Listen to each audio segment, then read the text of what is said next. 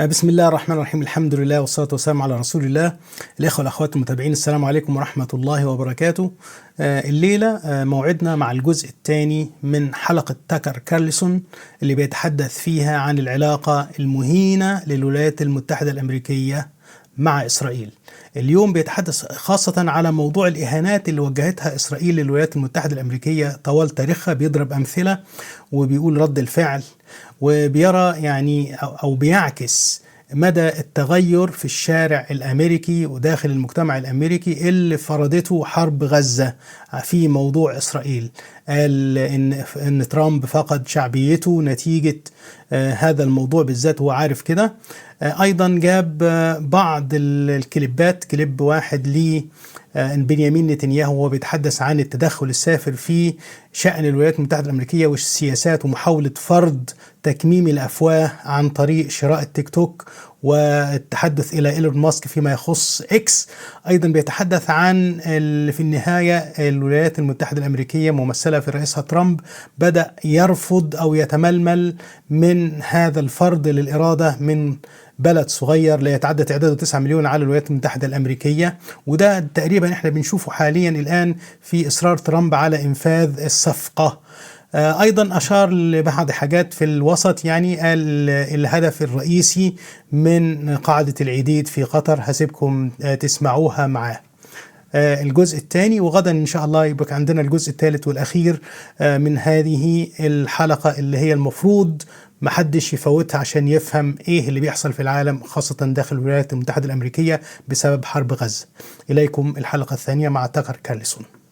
Israel is a small country with very limited resources, and it is doing its best to serve its own interests. You'd think every country would act that way, and most do. But there are some that don't, and ours would top that list. And so the true shame here, the actual villain in this story, is the leadership of the United States that is putting up with serial humiliation for decades. And for what reason? So if there's someone to be mad at, it's our leaders. And that leads to the second thing that we can do to fix this truly unhealthy relationship, this poisonous relationship, which is getting worse, by the way. It's breaking our society into pieces. It's truly hurting the Trump administration. The second thing we can do, after getting global perspective on what we're actually talking about here, a tiny country that is, in the deepest sense, insignificant to the United States, the second thing we can do is get some freaking self-respect and stop being ordered around by a client state. That's not good for us. It's not good for them. It's not good for anybody. It's like being screamed at by your children. No normal parent would allow that because it's totally destructive. It's not good for you, and it's not good for the child. And that is exactly the relationship that we have with the state of Israel. In fact, not in theory, in fact, it is a huge country and a tiny country. The huge country supports the tiny country. And that's a pretty nice thing to do. Whether it's wise or not is a whole separate conversation. But if you're going to have that relationship, a parent to a child, you cannot be yelled at, humiliated, spied upon, bossed around by the child, by the person in the inherently subordinate position. You can't do that. And you can't be shamed into ignoring things that are quite clearly not the behavior of a subordinate ally to a big brother ally. For example, spying on the country that makes your economy and your defense possible, which the Israelis have been doing for generations. That's a fact. One of them very famously was caught, Jonathan Pollard, who's an American citizen, taking real secrets, like actual military secrets, and sending them to Israel, which promptly sent a bunch of them to the Soviet Union, which was our arch rival, our foe at the time. And that happened, and he went to prison, and then somehow he got out of prison and went to Israel, where he continues to denounce the United States. And anyone who says anything about it is attacked. Oh, you're an anti-Semite. Well, it has nothing to do with anti-Semitism. That's insulting. Why would we ever put up with that? Why would we put up with the attack on the USS Liberty that everyone's so afraid to talk about, clearly targeted on purpose by a country we're supporting, Israel? And it's somehow shameful to say that? Why? Why is it shameful to say that? Who knows why it's shameful to say that, but it shouldn't be. And until we have some self-respect, not anger or hate, but just dignity, it will continue.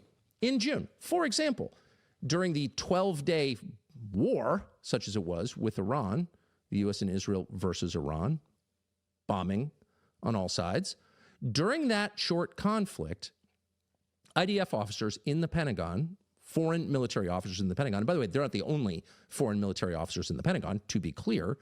There are NATO officers, they're from other countries, British, but there are a bunch of Israeli Defense Force officers in the Pentagon that week. And during that week, ask anyone who works at the Pentagon, they enraged American Pentagon staff by just barging into meetings, giving orders, making demands, and nobody did anything about it. How can a foreign military officer barge into military headquarters, even if invited, but barge into a meeting and start demanding, we want this, we want that, you need to get on this? Huh? The more you allow that kind of deeply unhealthy behavior, the more you're going to get. And that's exactly what has happened. Because of the weakness of our leaders, we have incited predators in a foreign country to take advantage of us. Oh, that's such an anti-Israel thing to say. It's not anti-Israel at all. It's a demand that the people whose job it is, whose sacred duty it is to defend and represent us, our leaders, both at the Pentagon and all throughout the U.S. government, that they do that, that they stand up and defend us against all potential threats, against all foreign countries to the extent they need to, and that they do not prostrate themselves before a foreign nation. That's just basic. Why have a government, especially a strong government, if it's taking orders from another weaker government? And that is the state of play. And it has been for a very long time. And they're not even pretending, to such an extent that the Prime Minister of Israel goes on television to openly participate in, meddle in internal American politics, taking sides, attacking people, Americans. You wouldn't think it would be his business. He's not an American leader. He's not even an American citizen. Going on television to attack Americans because they're not fully on board with sending billions more to a country of 9 million people? And in case you think that's an overstatement, here is the Prime Minister of Israel, Benjamin Netanyahu, commenting on American politics. We talked about the woke right, and he said, I call it the woke Reich. That's a brilliant observation. The woke Reich, because these people, you know, they're not any different from the woke left. I mean, they're insane. They're loonies. But they're actually meeting on some of the things. We have to fight back. How do we fight back? Our influencers. I think you should also talk to them if you have a chance. To that community, they're very important. And secondly, we're going to have to use the tools of battle. And the most important ones are the social media. And the most important purchase that is going on right now is class Followers. TikTok. TikTok, number one. And I hope it goes through because it can be consequential. And the other one, what's the other one that's most important? X. X. Exactly. Very good. And, you know, so we have to talk to Elon. He's not an enemy. He's a friend. We should talk to him. Now, if we can get those two things, we get a lot. And I could go on other things, but that's not the point right now. We have to fight the fight. It's almost unbelievable that he said that on camera. Imagine. This is a foreign leader bragging about how he's censoring Americans. Again, this guy runs a country of 9 million people that's totally dependent on our tax dollars to exist.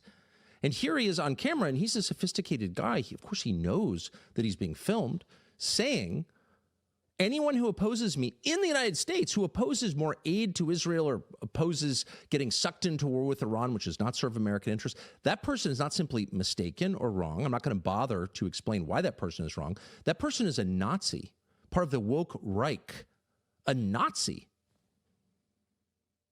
And the only way to fix it is by preventing Americans in the last country on earth with guaranteed freedom of speech, prevent Americans from hearing the other side. And so we push Congress to force a TikTok sale, which is true, by the way. And when that happened, and various members of Congress were like, no, really, it's about China, there were people online who said, no, I think it's really about Israel. You kind of wish it was about China. Here he is just admitting, no, we pushed the U.S. Congress to censor in the United States, to commit censorship in the United States because we think it's bad for us. And we need to talk to Elon. The only reason we have free speech in the United States right now is because of Elon Musk. By the way, a naturalized American, a foreigner, who looked at the United States and said, what's great about that country? People can say what they believe because they're not slaves, they're not subjects of the state, they're citizens of a nation that they own.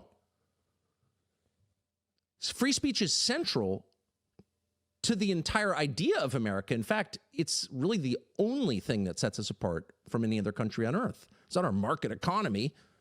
It's freedom of speech. And here's this guy, a foreign head of state, who, let me restate, is totally dependent on our tax dollars to exist, is saying Americans don't have that right, and he's going to do some kind of secret pressure campaign on Elon Musk to censor X because it bothers Israel. You know, that's the point at which you just say, no, absolutely not. That is not allowed. But since no one has said that, it has continued. And that's why when you go on social media, you see person after person taking that guy's line, repeating foreign government talking points on social media as Americans. Oh, you can't say that.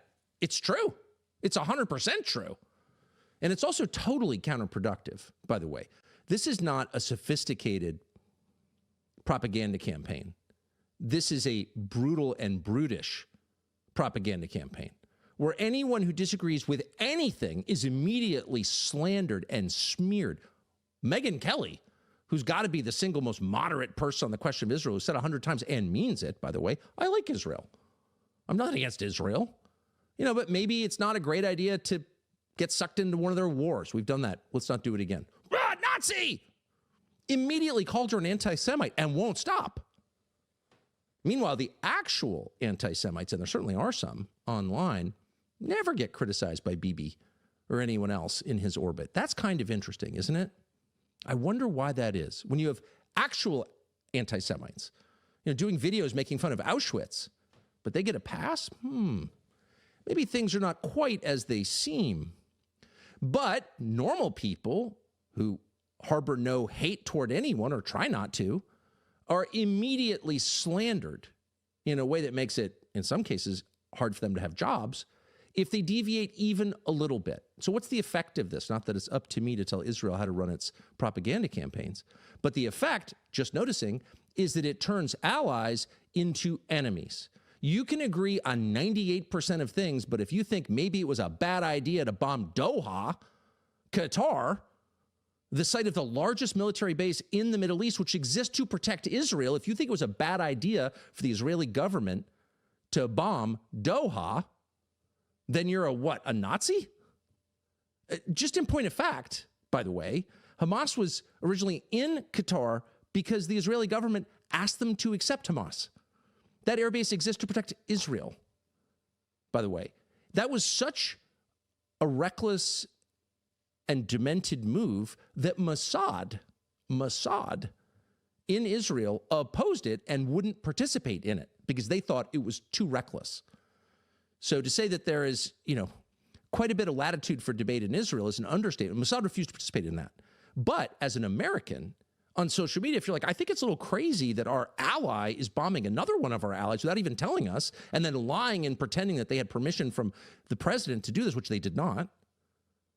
If you say that, you're a Nazi, you're part of the woke Reich, this can't continue. It's too crazy. It's counterproductive for them, and it's deeply destructive of our political conversation and of our country itself. Now, the good news is that the humiliation, which has gone, just to give you one more example of the humiliation, which is almost beyond belief. So Israel's our greatest ally. We should never ask anything of them. Of course, you heard Nikki Haley. You hear all of them say exactly the same thing. Protecting Israel is the most important thing. They're our only real ally. If they're our only real ally, why does Israel have a long history of transferring military technology, including American military technology, to China? To China? Most people have no idea that's true. It is true. Why is China running the port of Haifa, Israel's biggest port? Really, if they're such a close ally? And of course, the answer is because from Israel's perspective, we're not a close ally. We're a country that has been willing to help them. But when you only have 9 million people and a limited defense budget, you take help where you can get it. So the loyalty is not requited. It's one way. And I think the good news is that the government of Israel, in particular, the prime minister, Benjamin Netanyahu, has pushed it too far. And he did that in part by running around telling people what he thought was true, apparently: I control Donald Trump. I control the United States Congress. I control the United States. He said that to political allies and opponents in his country. He said it to foreign heads of state. Fact. I control these people. Don't you worry. And by the way, if you kick me out of office, the next guy probably won't have the level of control that I have. He's made that case openly, verbally. He said it out loud. And that was too much for our president. And so in one of the great moments, it was just, it was a cool shower on a hot day. President Trump pushed back, not directly, but you can watch this clip and see that he's had enough. Here is President Trump the other day asked about Israel's plans to annex the West Bank. Watch. Did you promise leaders this week that you would not allow Israel to annex the West Bank? And is that something that you... I will not allow Israel to annex the West Bank. No, I will not allow it. It's not going to happen. Did you speak with Netanyahu about this directly? Yeah, but I'm not going to allow it. Whether I spoke to him or not, I did. But I'm not allowing Israel to annex the West Bank. There's been enough. It's time to stop.